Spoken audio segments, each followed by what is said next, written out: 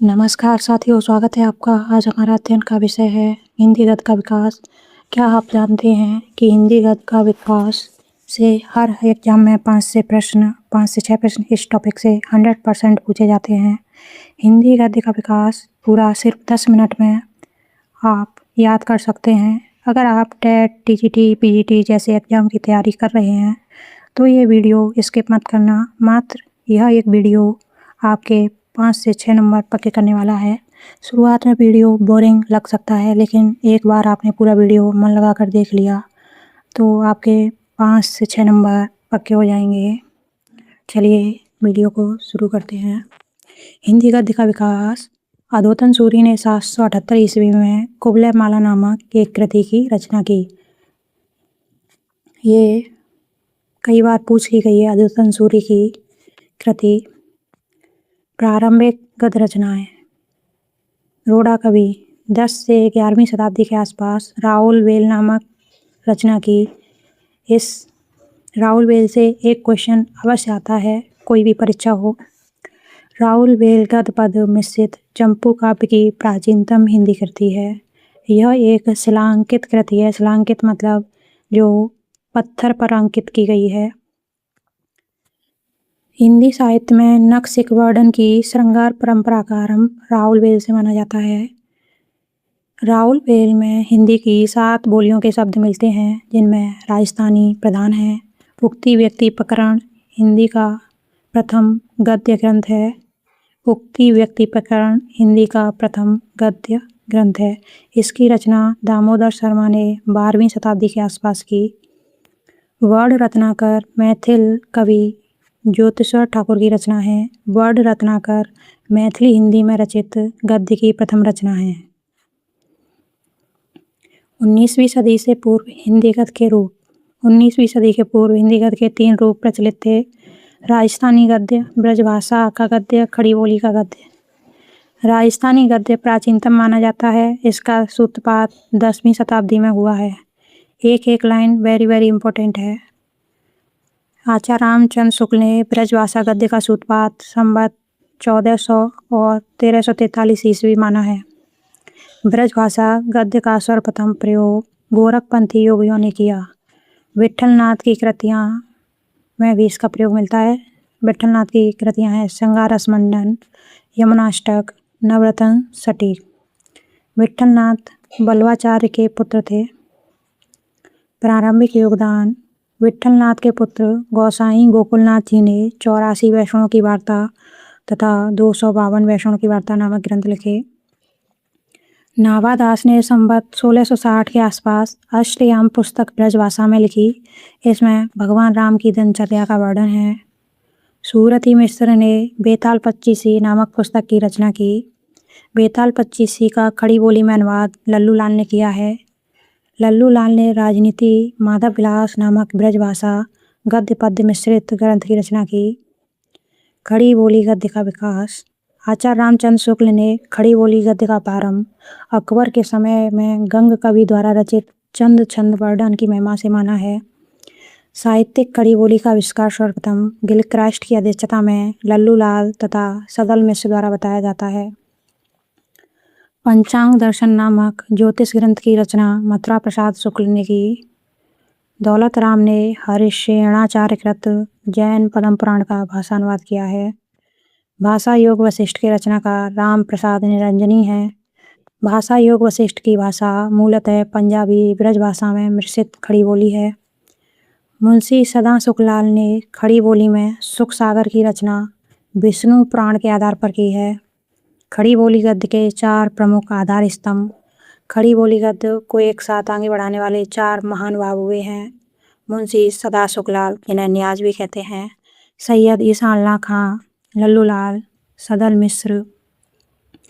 Fort William college से संबंध। मुंशी सदा सुखलाल न्याज और ईसा अल्लाह खां का संबंध फोर्ट विलियम कॉलेज से नहीं था। मुंशी सदा सुखलाल ने लिखा है, रस्म और रिवाज भाका का दुनिया से उठ गया है। लल्लू लाल और सदल मिश्र दोनों ही फोर्ट विलियम कॉलेज के प्राध्यापक थे। प्रमुख लेखक और उनकी विशिष्ट रचनाएं। सैयद ईसा अल्लाह खां ईसा अल्लाह खान ने रानी केतकी की कहानी की रचना 1798 से 1803 ईस्वी के मध्य में की थी। रानी केतकी की कहानी को उदयभान चरित के नाम से भी जाना जाता है। ईसा अल्लाह खां की पंक्तियाँ हैं, यह वह कहानी है जिसमें हिंदी छुट्ट और न किसी बोली का मेल है न पुट। शैली की दृष्टि से रानी केतकी की कहानी हास्य प्रधान है। रानी केतकी की कहानी हिंदी की पहली मौलिक लिखित गद्य कथा है।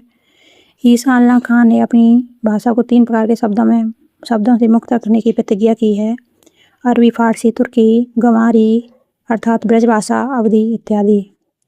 लल्लू लाल ने 11 पुस्तकों की रचना की जो निम्नलिखित हैं: सिंहासन 32, बेताल 25, शकुंतला नाटक, माधोनल, राजनीति, प्रेम सागर। राजनीति और प्रेम सागर इनकी काफ़ी महत्वपूर्ण है। लताया फे हिंदी, ब्रजभाषा व्याकरण, सभा विलास, माधव विलास, लाल चंद्र का बिहारी सस्सई की टीका है ये। लल्लू लाल की ब्रजभाषा व्याकरण ही इनकी मौलिक रचना है। राजनीति, माधव विलास तथा लाल चंद्र का ब्रजभाषा गद्य में है। शेष रचनाएं खड़ी बोली गद्य में हैं। 3 रचनाएं इन्होंने ब्रजभाषा में लिखी हैं: राजनीति, माधव विलास तथा लाल चंद्र का। बाकी सब खड़ी बोली में हैं। राजनीति के नाम से हितोपदेश की कहानी का ब्रजभाषा गद्य में अनुवाद किया। माधव विलास ब्रजभाषा में लिखा गया चंपू काव्य है। लल्लू लाल ने उर्दू को यामनी भाषा कहा। प्रेम सागर की रचना करते समय यामनी भाषा को छोड़ने की बात कही थी। लल्लू लाल ने आगरा में एक प्रेस खोला जिसका नाम संस्कृत प्रेस था। लल्लू लाल ने लताया फे हिंदी को बजुबान ई रेख्ता कहा है। सदलमिस बिहार के आरा जिले के निवासी थे। सदलमिस की प्रमुख रचनाएं चंद्रावली या नासकेतोपाख्यान 1803 ईस्वी, यजुर्वेद के आधार पर कठोपनिषद में वर्णित नचकेता की कथा खड़ी बोली गद्य में, रामचरित, अध्यात्म रामायण, हिंदी पर्शियन वोकेबुलरी 1809 ईस्वी। सदल मिस्र की भाषा पूर्वीपन लिए हुए व्यवहारिक खड़ी बोली है।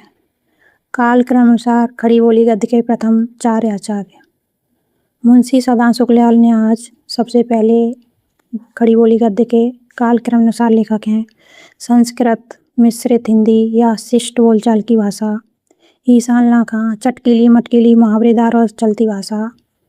लल्लू लाल कृष्णोपासक व्यासों की व्यंज रंजित खड़ी बोली। सदल मिस्र पूर्वीपन लिए हुए व्यवहारिक खड़ी बोली। महत्व की दृष्टि से हिंदी के प्रारंभिक आचार्य का क्रम।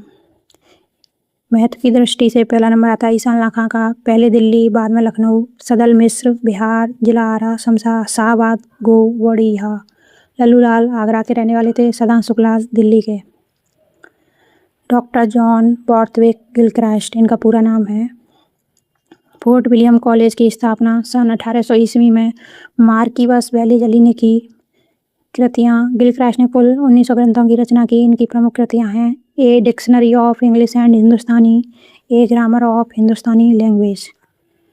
समानार्थी भाषाएं। गिलक्रास्ट हिंदी, उर्दू, रेख्ता और हिंदुस्तानी को समानार्थी मानते थे। खड़ी बोली की शैलियाँ। गिलक्रास्ट खड़ी बोली की 3 शैलियाँ मानते हैं: दरबारी या फारसी शैली, हिंदुस्तानी शैली, हिंदवी शैली।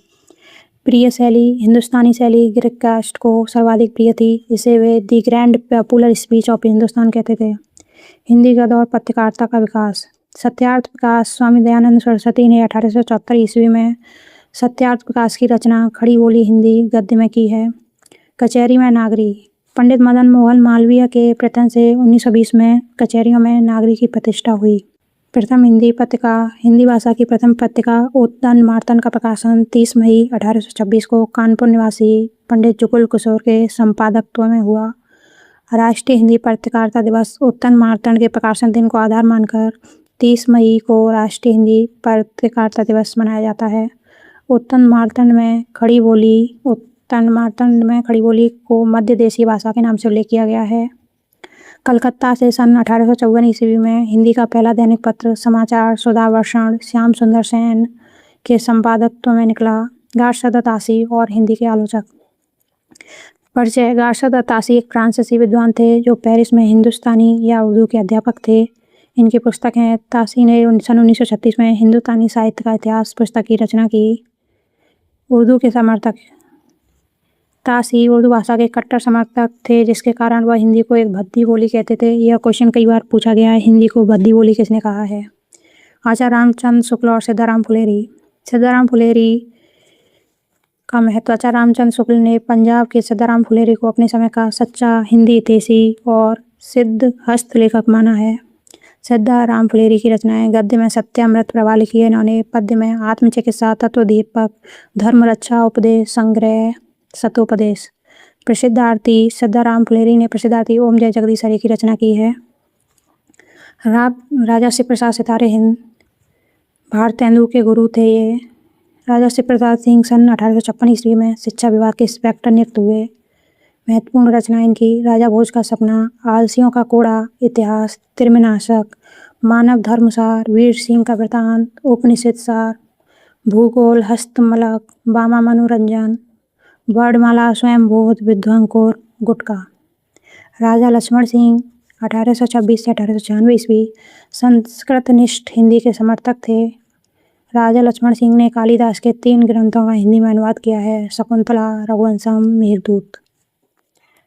प्रमुख समाज सुधार आंदोलन और उनके संस्थापक। ब्रह्म समाज 1828 राजा राममोहन राय। तत्वबोधिनी सभा 1839 देवेंद्र नाथ ठाकुर।